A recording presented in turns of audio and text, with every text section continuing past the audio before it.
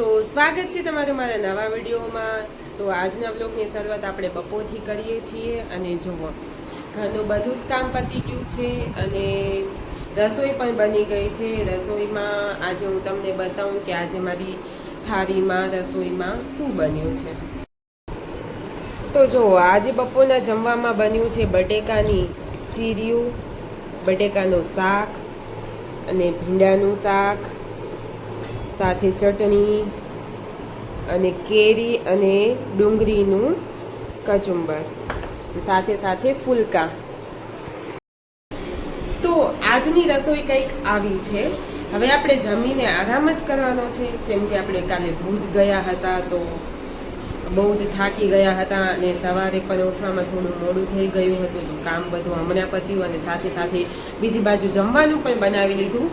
એટલે હવે આપણે બસ બીજું કાંઈ નથી કરવાનું, જમી અને આરામ કરવાનું છે। અને હા, આજે હું એક વાયરલ આઈસ્ક્રીમ પણ બનાવવાની છું, જેની રેસીપી તમને હું જરૂરથી કહીશ। તો તમારે રેસીપી જોવી હોય તો મારી ચેનલને સબસ્ક્રાઈબ કરી લેજો અને બસ હવે આપણે બેસી જઈશું જમવા। તો આજે મારી થાળીમાં છે બટેકાની ચીરીયું અને ફુલકા, ભીંડાનું શાક અને કાચી કેરીનું અથાણું। તો બીજી બાજુ આપણે આઈસ્ક્રીમ બનાવવાની તૈયારી કરી લીધી। 1 કિલો દૂધને આપણે ગેસ ઉપર ઉકળવા મૂકી દીધું અને બીજી બાજુ મિક્સર જારમાં આપણે 10 થી 15 બદામ લઈ લીધી અને 15 થી 20 કાજુ લઈ લીધા અને એને સરસ પીસી લીધા। પીસી અને એને દૂધમાં મિક્સ કરી નાખ્યા। દૂધમાં મિક્સ કરી સરસ હલાવી અને એને 5 મિનિટ સુધી આપણે ઉકળવા દેવાનું છે, જેથી કરીને દૂધ ઉકળી અને ઘાટું થઈ જાય અને સાથે સાથે કાજુ બદામ છે એ પણ સરસ એમાં મિક્સ થઈ જાય। અને દૂધ ઘાટું થશે તો એ જામશે તો એમાં બરફનો ભાગ નહીં રહે અને આઈસ્ક્રીમ આપણી સરસ બનશે। પછી આ દૂધ ઘાટું થઈ જાય એટલે એમાં જરૂર પ્રમાણે ખાંડ ઉમેરવાની છે અને એને થોડીવાર હલાવી અને આપણે ઠરવા સારું મૂકી દેવાનું છે। જેમ જેમ ઠરશે તેમ દૂધ ઘાટું થતું જશે। પછી એને આપણે થોડીક વાર ફ્રીજમાં મૂકશું અને ફ્રીજમાં મૂકી અને થોડી વાર પછી આપણે બહાર કાઢી અને એને મિક્સરમાં ફેરવી લેશું। હવે આપણે મેંગો આઈસ્ક્રીમ બનાવવાની છે, એટલે એક આંબાને લઈ તેમાંથી ગોટલીનો ભાગ કાઢી લેવાનો છે વચ્ચેથી અને તેમાં આ બનાવેલું આઈસ્ક્રીમનું મિશ્રણ એમાં નાખી દેવાનું છે અને સરસ આખું ભરાઈ જાય એટલે ઉપરથી પાછું આપણે જે આંબાનો ઉપરનો ભાગ છે એ પાછું લગાવી દેવાનું છે। એટલે આવી રીતે આપણી મેંગો આઈસ્ક્રીમ બનીને તૈયાર થઈ જશે। અને હા, આ મેંગો આઈસ્ક્રીમને જામતા 8 થી 10 કલાક લાગે છે, કેમ કે મેંગો હોય અને આઈસ્ક્રીમ બંને સાથે હોય છે એટલે એને જામતા વાર લાગે છે। અને બીજું મારું મિશ્રણ વધી ગયું હતું તો મેં એને ગુલ્ફીના બીબામાં નાખ્યું હતું એટલે એ પણ સરસ જામી જાય। તો આવી રીતે મેં 2 આઈસ્ક્રીમ બનાવી, છતાંય મારું મિશ્રણ વધી ગયું હતું એટલે પછી મારી આગળ એક સકરટેટી પડી હતી તો મેં વિચાર્યું કે એમાં પણ આપણે આઈસ્ક્રીમ જમાવીને જોઈ લઈએ કે કેવી લાગે છે।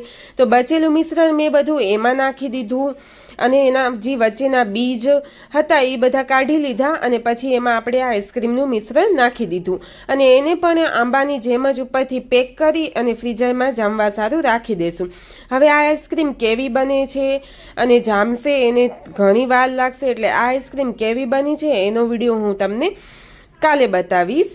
આવી રીતે આપણે બધું મિશ્રણ ભરી લીધું અને પછી એને ફ્રીઝરમાં આપણે 8 થી 10 કલાક તો લાગે જ છે જામતા, કેમ કે આઈસ્ક્રીમ એક તો દૂધની બનેલી હોય, પછી કાજુ બદામ બધું નાખેલું હોય એટલે એને જામતા વાર લાગે। તો જો સાંજના અત્યારે વાગી ગયા છે 5:30 અને હવે કાંઈક તડકો ઓછો થયો છે એટલે હવે આપણે આ જોવો યુગ પરી સવારથી ટીવી જોવે છે। યોગી આ સોફા ઉપર પડ્યો અને આ જોવો આ પરી, એટલે હવે આપણે આ બેને ઘરથી બહાર કાઢવાના છે કેમ કે હવે તડકો ઓછો થઈ ગયો છે। તો હવે આપણે બેને થોડીક વાર વાડામાં રેતીમાં રમવા મૂકવું કે સાયકલ હલાવે, રેતીથી પાણીથી રમે, આખો દિવસ ટીવી ના જોવે।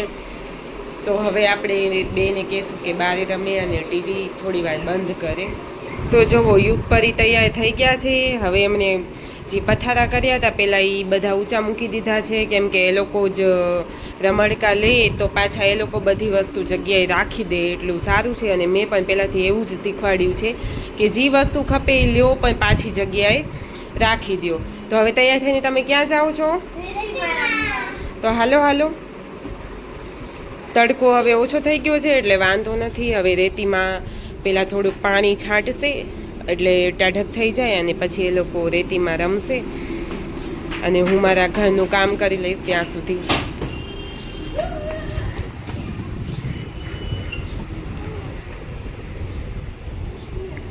જો આવી રીતે ઘર બનાવેલું તો એમનું તૈયાર જ હોય, મેં તમને પહેલાંય બતાવ્યું હતું. એટલે હવે એ લોકો બસ રમવાનું કામ કરશે ને હાલો આપણે આપણા ઘરનું કામ કરી લઈએ. તો આંગણામાં આવીને જોયું તો આ ઝાડ ઉપર તો સરસ ફૂલ આવી ગયા હતા, કેમ કે આ ઝાડના ફૂલની અત્યારે ગરમીમાં સિઝન છે એટલે ને આપણે તો આવી ગયા રસોડામાં જમવાનું બનાવવા સારું. અને આજે જમવામાં હતું રોટલી, ખીચડી અને કાચી કેરીનું અથાણું. તો જો રાતનું બધું કામ પતાવી લીધું છે અને જમી પણ લીધું છે. એટલે હવે આપણે થોડીક વાર યુગ અને પરી ભેગે રમવાની છે વિડીયો ગેમ, કેમ કે મને પણ વિડીયો ગેમ રમવી બહુ ગમે. એટલે પહેલાં નાનકા હતા ત્યારે તો ડીશમાં મતલબ કેસેટ લગાવવાની આવતી અને એવી રીતે આપણે ગેમ રમતા. પણ હવે તો આટલી નાનકી મેમરી કાર્ડમાં ને ચિપ્સમાં આ બધી જ ગેમ કેટલી 1500 જેટલી ગેમ આવી જાય છે. એટલે હવે આપણે થોડીક વાર મારિયો રમશું. તમે તમારા બધામાંથી કોણ નાનકા હતા ત્યારે મારિયો રમ્યા છે જરી કમેન્ટ કરીને જરૂરથી કહેજો. જોવો હવે હું ને યુગ રમશું મારિયો. તો જો નાનકા હતા ત્યારે જેવો મારિયો હતો ને હજી પણ મારિયો એવો જ છે.